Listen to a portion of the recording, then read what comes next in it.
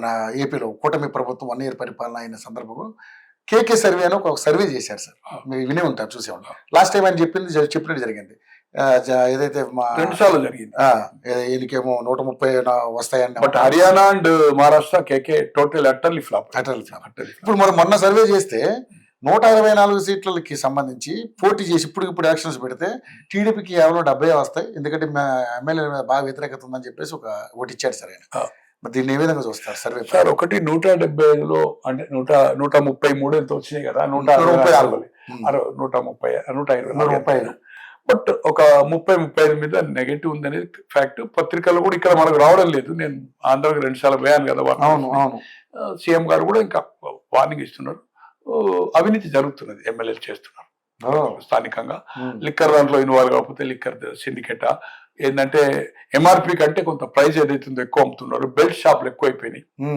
Belt shop ముందో ప్రభుత్వం ఉంది కదా, బెల్ట్ షాప్ ప్రైవేట్ వాళ్ళు నడిపిన కనుక బెల్ట్ షాప్స్ అంటే గ్రామాల్లో కొన్ని గ్రామాల్లో ఏమైందంటే గ్రామ అభివృద్ధి కమిటీ అని వేసుకొని ఎవరైతే ఎక్కువ యాక్షన్ చేస్తారో వేరే హోల్సేల్ దగ్గర నుంచి అయ్యేది, ఈ రిటైల్ షాపర్ దగ్గర నుంచి టౌన్ నుంచి తెచ్చుకుంటాడు, ఆ ఊర్లో అమ్ముతాడు. లైసెన్స్ కొన్ని ప్లేస్ లో లేని ప్లేస్ లో ఏదైతుందో బెల్ట్ షాప్స్ తో 5 లక్షలు 6 లక్షలు ఎవరైతే ఎక్కువ పడతాడో ఒక్కడే అమ్ముతాడు ఆ ఊర్లే. ఆ 5 లక్షలు గ్రామ అభివృద్ధి కోసం అవుతుంది. సో వాడు ఆ టౌన్ కు పోయే బదులు ఎప్పుడంటే వాడు క్రెడిట్ ఇస్తాడు కదా, బెల్ట్ షాప్ వాడు క్రెడిట్ ఇస్తాడు కదా సార్, ఊర్ల దగ్గరికి ఇస్తాడు కదా సార్ క్రెడిట్ ఇస్తాడు. 15 రోజులకు ఒకసారి రోజు క్వార్టర్ అనుకోండి, 15 days కానీ ఇస్తా, లేకపోతే పంట మీద ఇస్తా, రేట్ అడ్డగోలు వేసుకుంటాడు. ఎంఆర్పి ప్రైస్ కంటే కూడా ఎక్కువ అమ్ముతున్నారు. ఇసుక కూడా జరుగుతూ ఉంది, ఇసుక కూడా ట్రాన్స్ఫర్స్ లో జరుగుతూ ఉంది. అది ముఖ్యమంత్రి గారి దృష్టికి ఉంది, పవన్ కళ్యాణ్ గారి దృష్టికి ఉంది, లోకేష్ గారి దృష్టికి ఉంది, ఇంటెలిజెన్స్ రిపోర్ట్ లో ఉన్నది. కొంత టైం పడుతుంది, బట్ నెగటివ్ ఉంది డెఫినెట్లీ, దాంట్లో అనుమానం లేదు. అంటే టీడీపీ ప్రభుత్వానికి కూటమి ప్రభుత్వానికి ప్రమాదం అని సర్వేలో ఇచ్చిండని నేను అనుకోను. బట్ ఇంక్రీజ్ అంటే ఒక 40 నుంచి 50 సీట్లు ఇప్పటికిప్పుడు ఎన్నికైతే జరిగే సమస్య లేదు, జరుగుతుంది. ఇండియా టుడే ఎప్పుడైతే ఎవ్రీ 1 year కి ఇస్తాడో ఆయన పద్ధతి ప్రకారం ఇస్తాడో 40-50 సీట్ల వరకు పెరుగుతుంది వైఎస్ఆర్పి అనేది. It is a fact. Sir గతంలో మనం చూసాం, కహావత్ ఉంది, గుడ్డు తినటోడు పోతే కోడి తింటోడు వచ్చింది, కోడి పోతే గొర్రె వచ్చింది, గొర్రె వేస్తే పోతే ఏదైతుందో బర్రె వచ్చింది, బర్రె పోతే ఏనుగు. అంటే పోతూ ఉంటే ఈ ఎన్నికల్లో ఈ 100 కోట్లు ఖర్చు పెట్టడం, 10-20 పెట్టడము, ఒకసారి పార్టీ ఇస్తుంది, ఎవరు సొంతం పెట్టుకుంటుండ్రు, బంధువులు ఆస్తులు అమ్ముకుంటుండ్రు. మళ్ళీ మనం ఎన్నికలు కొట్లాడాలంటే డబ్బులు కావాలి కదా, ఈ పార్టీ ఇస్తుందో లేదో, ఈ పార్టీ మనం టికెట్ ఇస్తుందో లేదో, మనం కొట్లాడాలంటే మనకు డబ్బులు కావాలి అని ఏదైతుందో. అంటే పోయినోని కంటే వచ్చినోడు ఎవ్రీ టైం కరప్షన్ ఇంక్రీజ్ అవుతుంది పర్సెంటేజ్. ఇప్పుడు ఈ ప్రభుత్వం ఉంది, గతంలో రాజశేఖర రెడ్డి గారి పీరియడ్ లో పార్టీ ఫండ్ ఢిల్లీకి వెళ్ళాలంటే పార్టీ ఎలక్షన్స్ ఉంది, ఎనీ పార్టీ 2% ఉండే ఇరిగేషన్ మేజర్ కాంట్రాక్ట్ లో 2 పోయి ఈయన కాలంలో 6 వచ్చింది.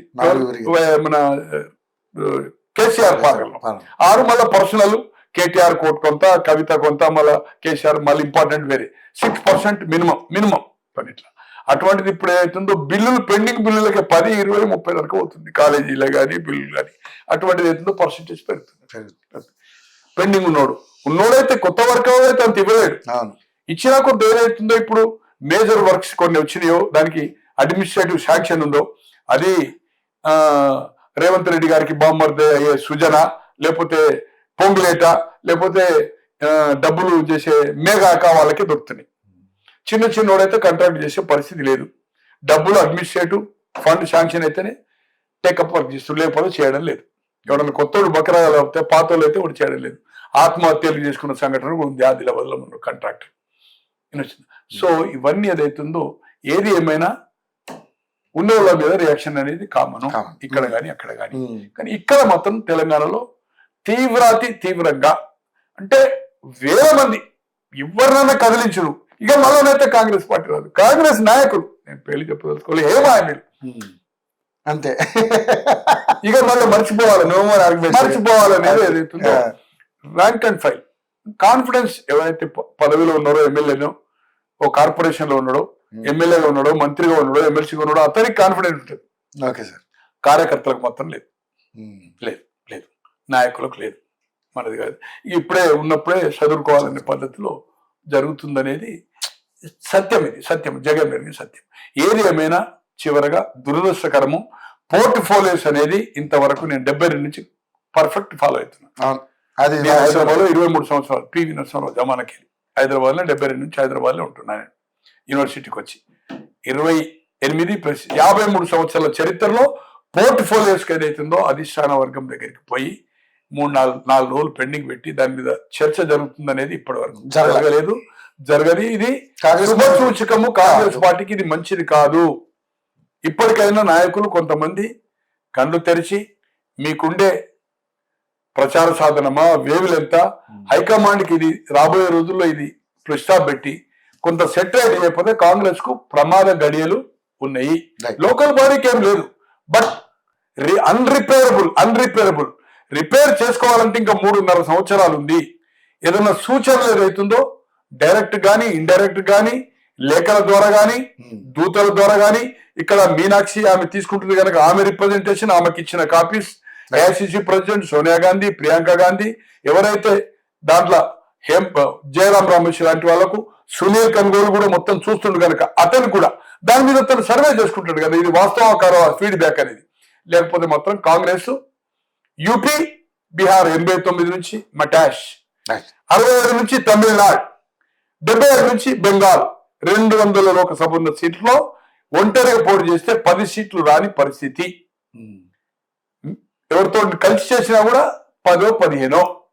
అటువంటిది కాంగ్రెస్, రాహుల్ గాంధీ ఎవరైతే కలలు గంటా ఉన్నారో రాహుల్ గాంధీ ప్రధానమంత్రి చేయడం అనేది ఇక్కడ మీరు రిపేర్ చేసుకొని 17లో 16 ఒకటి తీసేయండి, 16కి ఏదైతుందో more than 10 తెస్తామనే కంకణం కట్టుకోవాలంటే ఇది రిపేర్ చేసుకోవాల్సిన పరిస్థితి ప్రతి కార్యకర్తకు, ప్రతి సైనికుల లెక్క, అధిష్టాన వర్గానిక, దూతలక, అబ్జర్వర్స్కా, ఇన్ఛార్జీలక మీరంతా ఏదైతుందో ప్రింట్ ద్వారా ప్రజల్లో ఉండే అభిప్రాయము గ్రామ స్థాయి, మండల స్థాయి, జిల్లా స్థాయి, రాష్ట్ర స్థాయి నాయకులు ఇవ్వండి.